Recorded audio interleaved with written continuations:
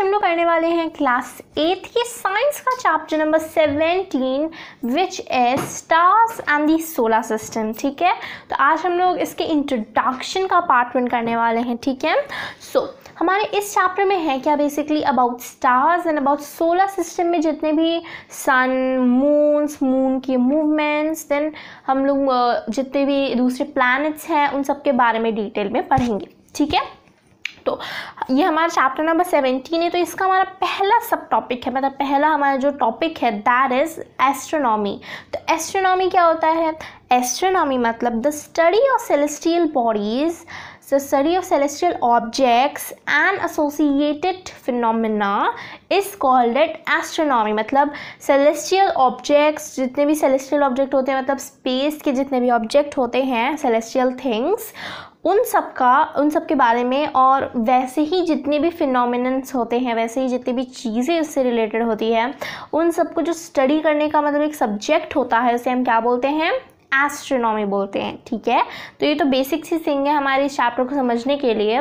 Star and solar system भी एक celestial thing he है। ओके, नेक्स्ट हमारे पास यहाँ पे आता है the faces of moon. The faces of moon भी हमने बहुत छोटी सी क्लास में पढ़ रखा है, तो इस क्लास में फेसेस ऑफ मून पूरा डिटेल में नहीं गिवन है, लेकिन यहाँ पे बस एक छोटा सा कॉन्सेप्ट समझाया गया हमें मून के बारे में। ठीक है, तो क्या है यहाँ पे? The various shapes of the bright part of the moon as seen during a month are called it faces of moon।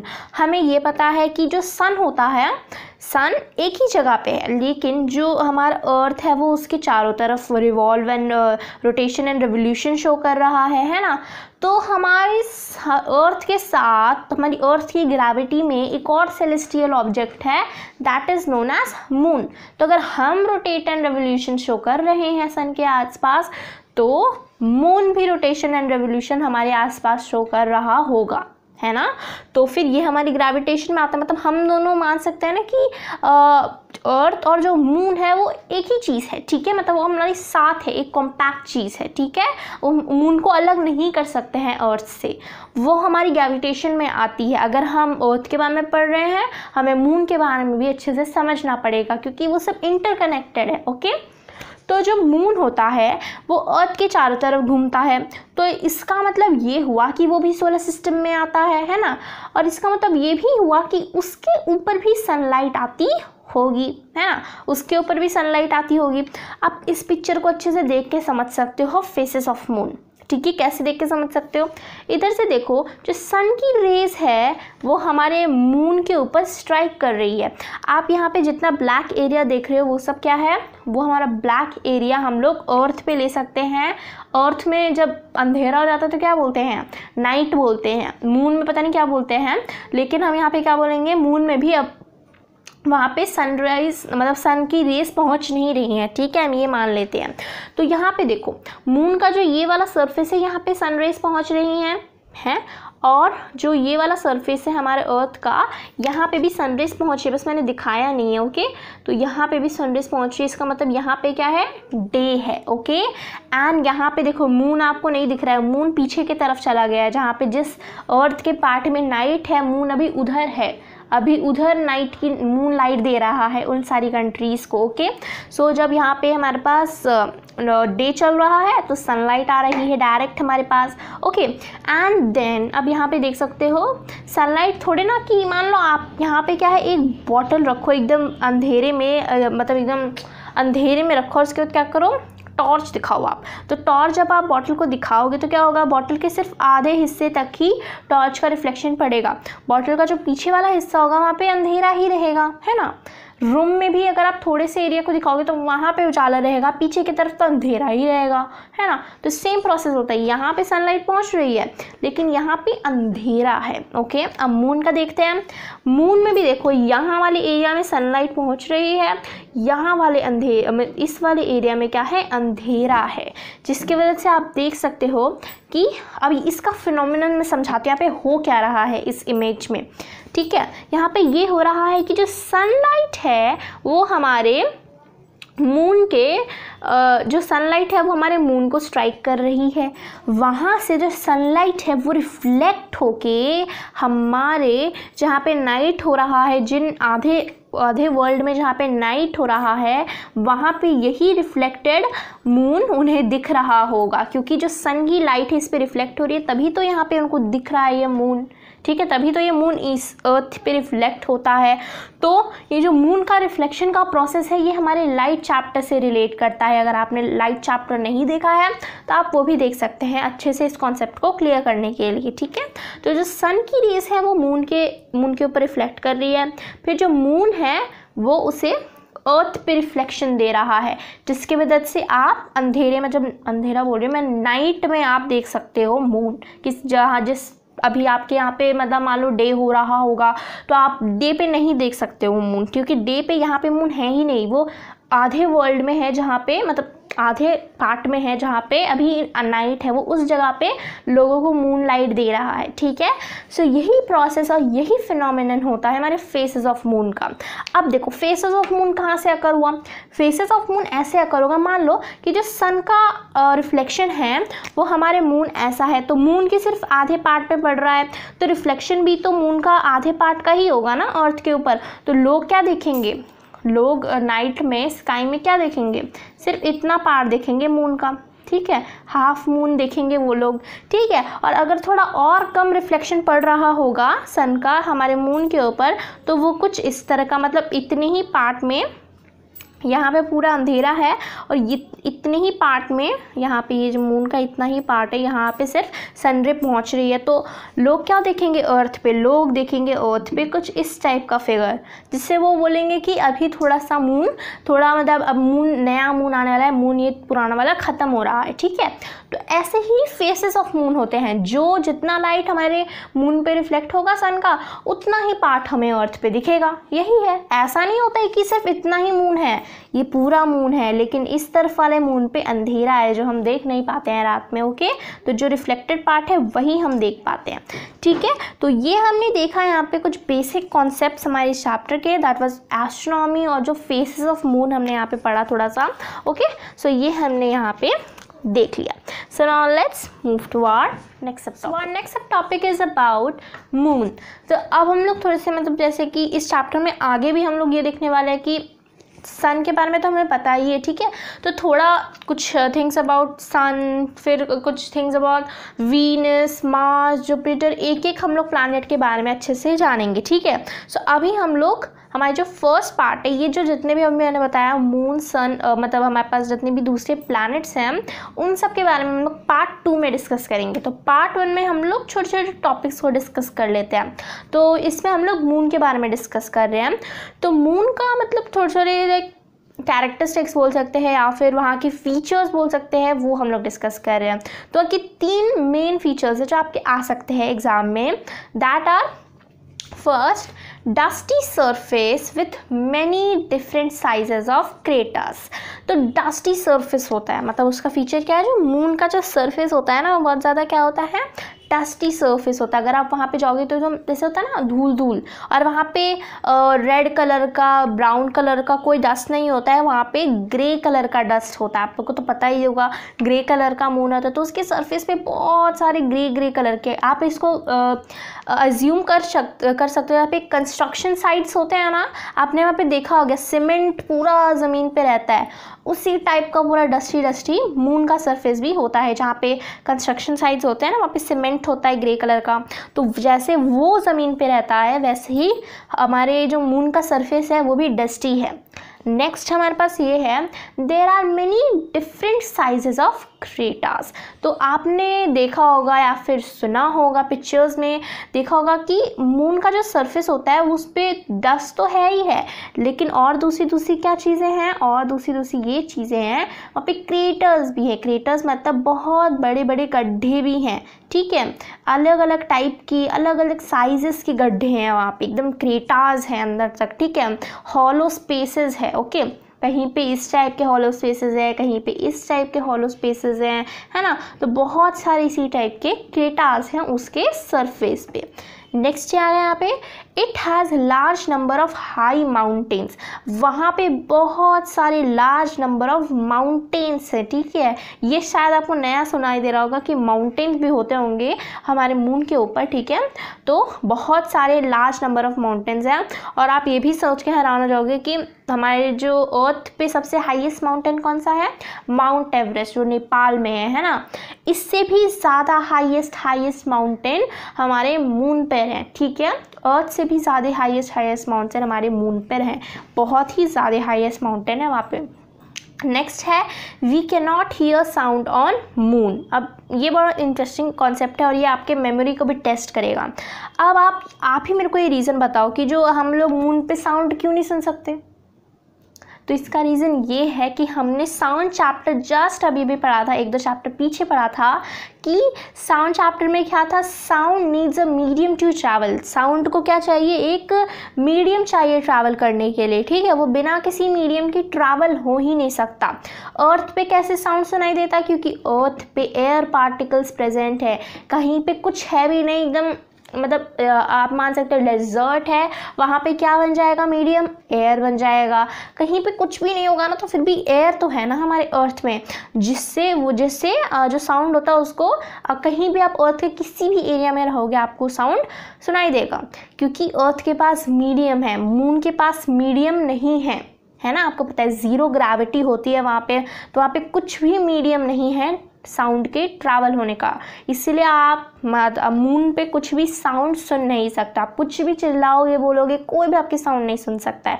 आप खुद भी अभी कभी कभी अपनी साउंड नहीं सुन पाओगे, क्योंकि मीडियम ही नहीं है ट्रैवल होने का, ठीक है। ये था हमारे अबाउट मून, ठीक है। तो क्या क्या मून में फीचर्स होते हैं, क्या मतलब उसकी चीज़ें होती है। नेक्स्ट एक और बेसिक सा कॉन्सेप्ट आता है, एन इम्पॉर्टेंट कॉन्सेप्ट आता है, दैट इज़ लाइट ईयर्स, ठीक है। तो लाइट ईयर्स का कॉन्सेप्ट भी देख लेते हैं हम। लाइट ईयर्स का क्या कॉन्सेप्ट है, लाइट ईयर्स का ये कॉन्सेप्ट है, अब मैं आपसे बोलूँ, ठीक है, लाइट ईयर्स को पहले ही मतलब इतना डिफिकल्ट नहीं समझ लेते। अब मैं अगर आपसे बोलूँ कि हमारा जो सन है वो हमसे कितना दूर है, हमारा जो सन है वो हमसे 550 मिलियन किलोमीटर्स दूर है, मिलियन किलोमीटर्स दूर, ठीक है। 550 मिलियन किलोमीटर्स दूर, इसका मतलब मैं 15 के आगे मतलब कितने भी ज़ीरो लगाओ, मतलब मिलियन में ज़ीरो लगा दूँ तो उतना दूर है, ठीक है। तो ये आप समझ लो। अब इसको मैंने इतने शॉर्ट फॉर्म में लिखा है, अगर मैं इसे लॉन्ग फॉर्म में लिखो ये कुछ इस टाइप का हो जाएगा। देखो 50,000,000 एंड कंटिन्यूसली बढ़ता रहेगा। इतना बड़ा फॉर्म तो हम हर जगह लिख नहीं सकते ना ऑफिशियली वे में। नेक्स्ट आपको एग्जांपल देती हूँ मैं, जैसे कि हमारा सबसे नियरेस्ट स्टार, ठीक है। स्टार भी बहुत दूर दूर होता है, ऐसा नहीं कि बाहर मतलब अर्थ से बाहर निकले एक स्टार हमारे हाथ में आ गया, ऐसा नहीं है। हमारे जो स्टार्स होते हैं ऑफकोर्स वो तो हमारे जो सन है ना उससे भी दूर दूर होते हैं। तो हमारा जो नियरेस्ट स्टार है वो कौन सा है, नियरेस्ट स्टार है प्रॉक्सिमा सेंचुरी, ठीक है, प्रॉक्सिमा सेंचुरी। तो ये जो स्टार है ये कितना दूर है, ये हमारे जो सन है ना उससे भी थोड़ा सा ज़्यादा दूर है, ओके। तो ये कितना दूर है, 40,000,000,000 एंड कंटिन्यूसली भी बहुत आगे तक इसका 00, ठीक है। तो इतना ज़्यादा दूर है। अब मैं इसे लाइक बता नहीं सकती ना नॉर्मल वे में कि बढ़ती थोड़ा ना जाऊँ। अगर मेरे को कहीं पे मान लो मीटिंग हुआ और मेरे को बताना रहेगा कुछ स्टार सन का डिस्टेंस, तो मैं यही नहीं कहती रह जाऊँगी ना 5.00000, इतना तो नहीं कहते रह जाऊँगी। तो इसके लिए एक यूनिट आता है, ठीक है, एक हमारे पास यूनिट आता है। Such large distance are expressed in another unit known as light year. तो इनको पढ़ने के लिए भी ना कुछ यूनिट्स आते हैं, जिसे हम लाइट ईयर बोलते हैं। क्या बोलते हैं, इसे हम बोलते हैं लाइट ईयर। लाइट ईयर हमारे यूनिट का नाम है। अब इसे देखते हैं इसमें क्या होता है। लाइट ईयर इसका नाम इसलिए पड़ा क्योंकि it is the distance travel by the light in 1 year. Light एक ईयर में कितना डिस्टेंस ट्रैवल कर सकता है ये उसके ऊपर पड़ा हुआ है। जैसे कि मान लो सन से जो लाइट आती है हमारे अर्थ पे वो मतलब कुछ ही मिनटों में आ जाती है। तो ये लाइट की स्पीड से पड़ा है ना। आपको पता है कि जो लाइट की स्पीड होती है वो सबसे ज़्यादा होती है साउंड से। हमें ये पता है कि जब भी अर्थ को मतलब हमारे पास जब भी स्ट्राइक होता है लाइट तो आपको पहले लाइट दिखता है ना, उसके बाद आपको साउंड सुनाई देता है। यहाँ पे क्या हुआ, लाइट की स्पीड साउंड से ज़्यादा है और हर जगह लाइट की स्पीड सबसे ज़्यादा होती है, इसीलिए लाइट ईयर को एक SI यूनिट मान लिया है, मतलब हमारे स्पेस में जितने भी डिस्टेंसेस हैं उन सबको मेजर करने के लिए। तो थर्स हम ये बोल सकते हैं कि जो हमारा अर्थ मतलब हमारा सन है वो अर्थ से मतलब हम इसको SI यूनिट में इसको कन्वर्ट करके बोल सकते हैं 8 लाइट ईयर्स। ठीक है, 8 लाइट ईयर्स दूर है। ठीक है, 8 लाइट ईयर्स दूर है। अब आपके चैप्टर में कन्वर्जन तो नहीं सिखाया है तो आप आगे चल के ऑब्वियसली सीखोगे। ओके, तो 8 लाइट ईयर्स दूर है हमारा मतलब जो सन है हमारे अर्थ से। अब ये जो प्रॉक्सिमा सेंचुरी था ये कितना दूर है, जो प्रॉक्सिमा सेंचुरी था ये हमारा 4.3 लाइट ईयर्स दूर है। ठीक है, 4.3 लाइट ईयर्स दूर है। ओके, सो इसका कन्वर्जन अभी आपको नहीं सीखा और आपके एग्जाम में भी नहीं आएगा। आप मतलब कन्वर्जन या फिर फार्मूला मत सोचो, ये नहीं आएगा आपके एग्जाम में। ठीक है, तो आप ये जो सन और जो अर्थ का है और ये जो प्रॉक्सिमा सेंचुरी है ना 8 लाइट ईयर्स और 4.3 लाइट ईयर्स, ये लर्न कर लो, ये आ सकता है 1 मार्क्स में आपके MCQs में। ओके, तो ये हमने देखा दूसरे basic concepts. Now let's move to our next sub topic. So our next sub topic is about constellation. तो कॉन्स्टेलेशन क्या होता है, कॉन्स्टेलेशन मतलब द ग्रुप ऑफ स्टार्स हो जाएगा यहाँ पे हमारे पास, the group of stars forming an recognizable shape called it constellation। तो कुछ ग्रुप ऑफ स्टार्स मिलके कुछ ऐसा रिकग्नाइजेबल शेप फॉर्म करते हैं, मतलब ऐसा शेप जो आप देख के कुछ उसको अज्यूम कर सकते हो, वैसे जो जितने भी स्टार्स मिलके शेप क्रिएट करते हैं वो क्या होते हैं, कॉन्स्टेलेशन उनको हम बोलते हैं। तो आपके चैप्टर में कुछ कॉन्स्टेलेशंस गिवन हैं। तो कौन कौन से कॉन्स्टेलेशंस गिवन हैं, पहला है ऊषा मेजर। तो ऊषा मेजर को हम और क्या क्या बोलते हैं, ऊषा मेजर को हम बोलते हैं ग्रेट बियर भी बोलते हैं। ठीक है, ऊषा मेजर को ग्रेट बियर बोलते हैं और ऊषा मेजर तो बोलते ही हैं। ठीक है, तो ये दोनों इसके नाम हैं। नेक्स्ट हमारे पास इसको और भी क्या क्या बोलते हैं, इसको हम बोलते हैं बिग डिपर। ठीक है, बिग डिपर भी बोलते हैं। अगर आपको क्वेश्चन में आए कि आपको ऊषा मेजर बनाना है या फिर आपको ग्रेट बियर बनाना है, बिग डिपर बनाना है, तो यही ड्राइंग बनानी होगी। ओके, आपको तो ऊषा मेजर को ये 3 नाम से मतलब और एक्स्ट्रा 2 नाम से जाना जाता है। ठीक है, नेक्स्ट हमारे पास क्या है, नेक्स्ट हमारे पास है ओरियन। ठीक है, तो ये हमारे पास है ओरियन। तो ये जो ओरियन होता है वो क्या होता है, इसको कैसे अज्यूम किया गया है, आपके टेक्स्ट बुक में गिवन है पिक्चर। तो इसे अज्यूम किया गया है किसी लाइक सोल्जर के मतलब लाइक ग्रीक सोल्जर के एक ड्रेस के ऊपर। ओके, तो उस टाइप का आपको ये ड्रेस दिख भी रहा होगा, है ना, तो वैसा ही होता है ओरियन। ठीक है, अब ये ऊषा मेजर का एक और थिंग हमारे पास बच गया कि जो ऊषा मेजर होता है ये समर टाइम में early part of the night में आता है। ठीक है, ये जो ऊषा मेजर होता है ये गर्मियों के समय अर्ली नाइट में आता है। नाइट अर्ली नाइट हम बोल सकते हैं, जैसे कि अर्ली नाइट मतलब 8:30 से 10 o'clock के बीच एकदम अर्ली नाइट होती है। ठीक है, नाइट में भी अर्ली नाइट होती है, एकदम मिड नाइट होती है और एकदम रात होती है। ओके, तो रात मतलब एकदम 1 बजे या फिर 12 बजे वो सब। ओके, तो अर्ली नाइट मतलब 8:30 से लेकर 10 o'clock तक। तो अर्ली नाइट में गर्मियों के मौसम में ऊषा मेजर हमें दिखाई दे सकता है। और ओरियन तो हमने डिस्कस कर लिया। अब ये यहाँ पे देखो, ये आपको किसी चेयर जैसा दिख रहा होगा, है ना, आउटलाइन तो थोड़ा सा चेयर जैसा दिख ही रहा होगा। तो असल में भी कुछ इसी से रिलेटेड है ये। तो इसमें क्या होता है ना, हमारे पास जो नेक्स्ट फॉर्म है दैट इज कैसियोपिया। तो जो कैसियोपिया है वो क्या होता है, ये एक चेयर को हमें बताता है। ठीक है ना, कैसे चेयर होता है, चेयर के ऊपर ये चेयर नहीं बताता है। इस चेयर के ऊपर अगर आप अपने मतलब पिक्चर में देखो, आपका अगर टेक्स्ट बुक आपने अभी खोले रखा है तो आप देख लो 17.11 इमेज में जो सी वाला बैठा है उसमें आप देख सकते हो कि कोई लेडीज़ वहाँ पे बैठी हुई है। ठीक है। ये लेडीज़ तो दिखती नहीं है कॉन्स्टेलेशन में, लेकिन उस चेयर को ऐसे दिखाया गया है कि उसके ऊपर एक लेडीज़ बैठी हुई है, ठीक है। तो एक लेडी बैठी हुई है उसके ऊपर, ओके। तो ये चेयर, उसको हम बोल रहे हैं यहाँ पे कैसियोपिया। तो ओके, तो ये हमने देख लिया C1। आप इसको 17.11 वाले अपने फिगर में भी देख सकते हैं। तो इसको मैं यहाँ पे लिख देती हूँ, कैसियोपिया। तो ये हमने यहाँ पे देख लिया। नेक्स्ट है हमारे पास यहाँ पे लियो मेजर। नेक्स्ट क्या है? लियो मेजर। तो लियो मेजर किसको रिकॉग्नाइज कर रहा है? लियो मेजर ऑब्वियस सी बात है, लियो मतलब लायन, तो ये एक लायन के फिगर को रिकॉग्नाइज कर रहा है। ये देखने से तो आपका लायन लग नहीं रहा होगा, लेकिन अगर आप 17.11 वाला इमेज देखें, डी वाला पार्ट, उसमें लायन है। यहाँ पे क्या है? लायन का फेस है, यहाँ से उसका मतलब लाइक बॉडी है, यहाँ पे उसका टेल है एंड में, ओके। मैं I am just drawing a rough figure. यहाँ पे उसके लेग्स हैं, ओके। तो इस टाइप का हार्ड बॉडी है और इसको हमने जो स्टार्स होते हैं वो इस टाइप से मतलब कॉन्स्टेलेशन बनाते हैं, ओके। तो this is Leo Major, okay. तो ये हमने देखा द कॉन्सेप्ट अबाउट कॉन्स्टेलेशन, ठीक है।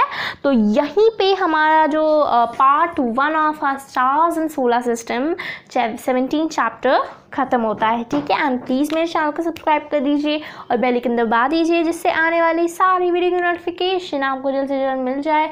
और अगर आपको वीडियो अच्छी लगती है तो इस वीडियो को लाइक कीजिए और अपने फैमिलीज़ और फ्रेंड्स के साथ ये वीडियो शेयर कीजिए। Thank you.